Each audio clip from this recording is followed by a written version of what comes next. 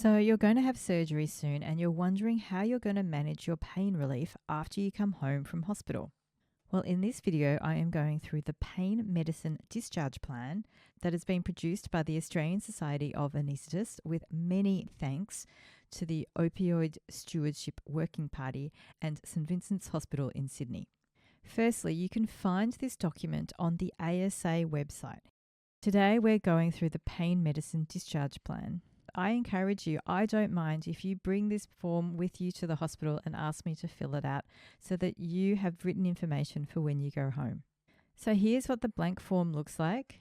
It consists of 2 pages and I'm going to go through it now.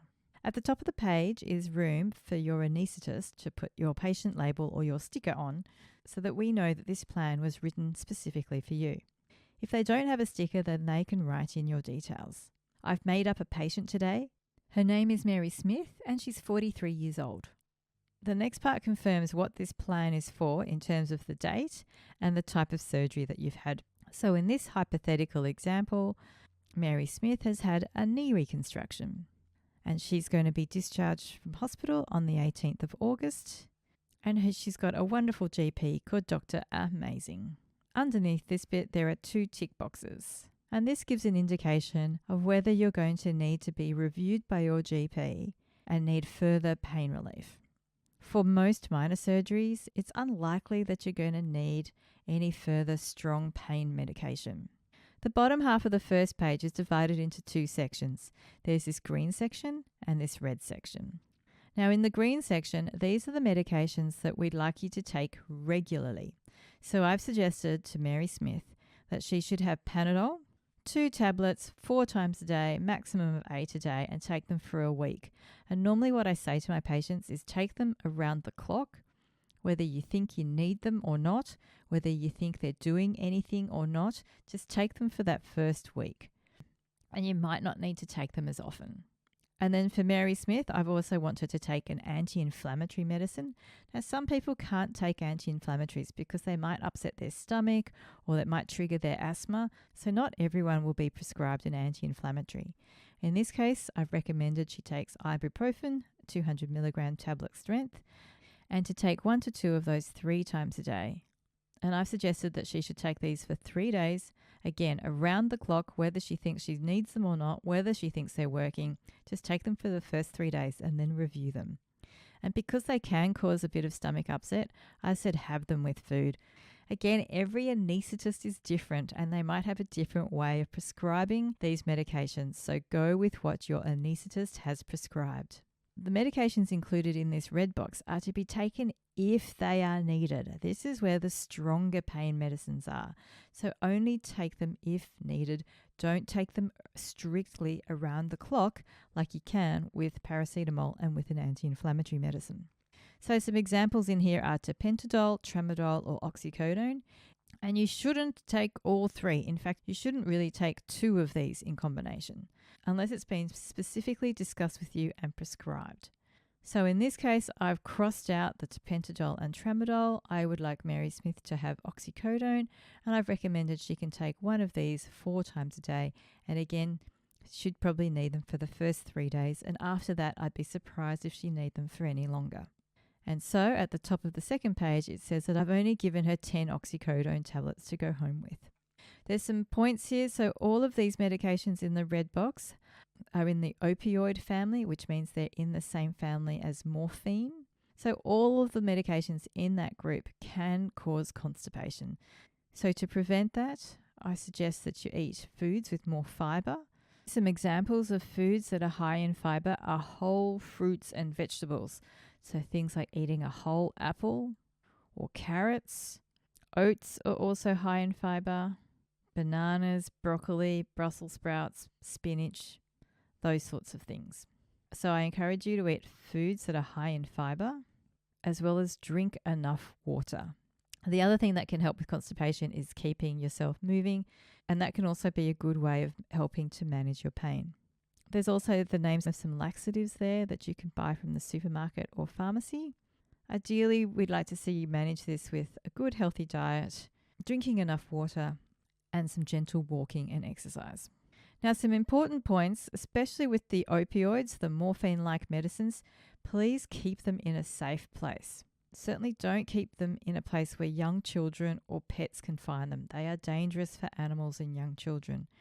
And also, these medications are prescribed for you, so please don't share them with others. I also encourage my patients that if they don't need those opioid medications, those strong ones anymore, after the time frame that I've recommended, that it's unlikely that they're going to need them again. Their body's done the good work of healing and their pain has greatly reduced, and so they shouldn't be needing any more strong pain-relieving medicines. So once you're at that point, please take any unused or unwanted medicines back to your pharmacist. Your local pharmacist should be able to dispose of them safely.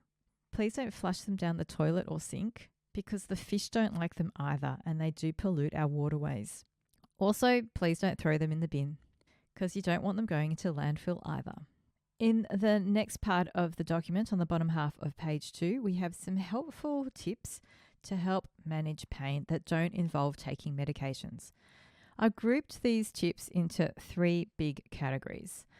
The first category is to rest well.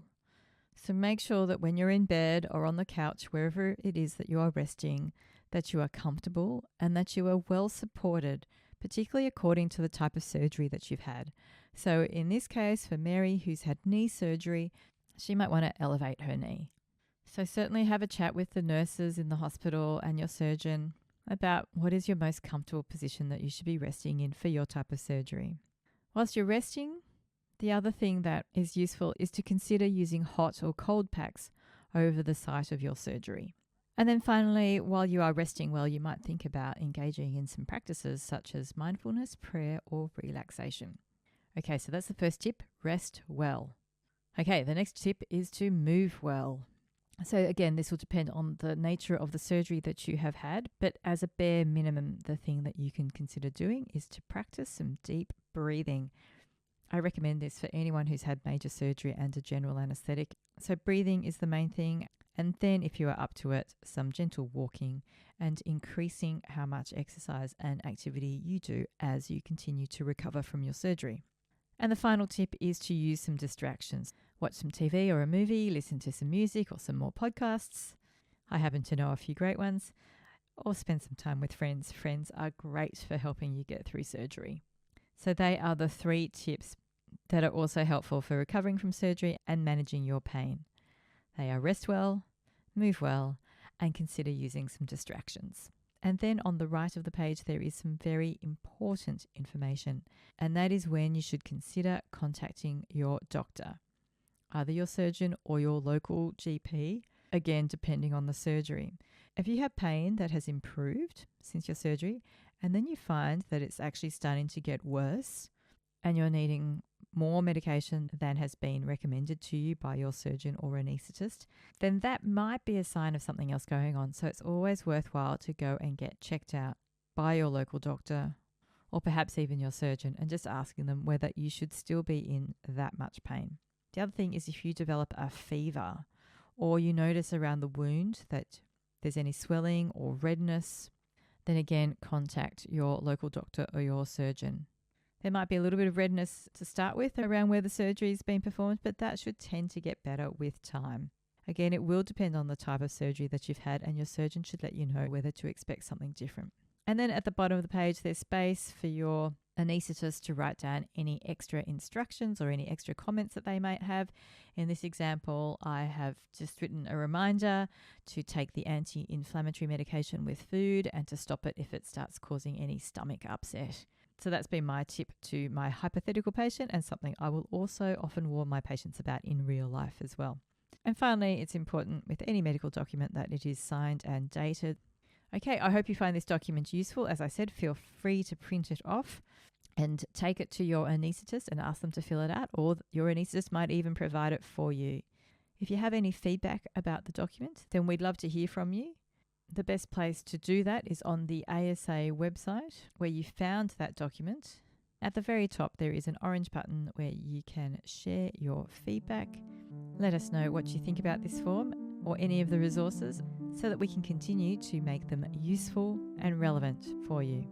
Good luck with your surgery and thanks for watching.